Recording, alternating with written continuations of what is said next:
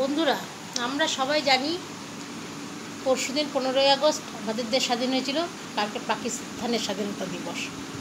সেই উপলক্ষে কালকে যেহেতু পাকিস্তানের স্বাধীনতা দিবস, সেই হিসাবে কিছু তো একটা অন্তত করতে হয়, যতই যাই হোক। সেই হিসাবে আমি কিছু বলে একটা কবিতা দিয়ে শেষ করব। স্বাধীনতার চেয়ে বেশি শান্তির আর কি হতে পারে? স্বৈরাচারী শাসকের অত্যাচারে মাত্রা সীমাহীন হয়ে গেলে শুরু হয় স্বর্ণ অভ্যুত্থান। মানুষ তখন নিজের অধিকারের জন্য পথে নামে শহীদ হয়।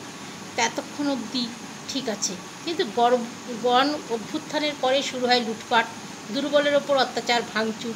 তবে কি বিপ্লবীর মধ্যেও লুকিয়ে থাকে সেই স্বৈরাচারী সত্তায়? এ কি মানুষের স্বভাব, নাকি ক্ষমতার জাদুমন্ত্র যা নিমেষেই রক্তকে ভক্ষক করে তোলে? সূর্যোদয়, মিজানুর রহমান মিজান। স্বাধীনতা অর্জনের কালে বুকের রক্ত দেয় ঢেলে বাংলার দামাল ছেলে। পাক বাহিনীর অত্যাচারে গর্জে ওঠে হাতিয়ার, এগিয়ে যায় অসীম সূর্য বলে। প্রাণ যায় যাক এ প্রত্যাশিত মন্ত্র বলে। 9 মাসের যুদ্ধ শেষে লাল সবুজ পতাকা আসে। বাংলা মায়ের কোলে গর্বিত প্রাণ চঞ্চলে, জয়গান গাই সকলে মিলে। দেশ গড়ার প্রত্যয়ে দেশপ্রেম সঙ্গে নিয়ে মোদের আত্মনয়ন চলে। ভালো লাগলে বন্ধুরা কমেন্টে জানাবেন। ধন্যবাদ সবাইকে।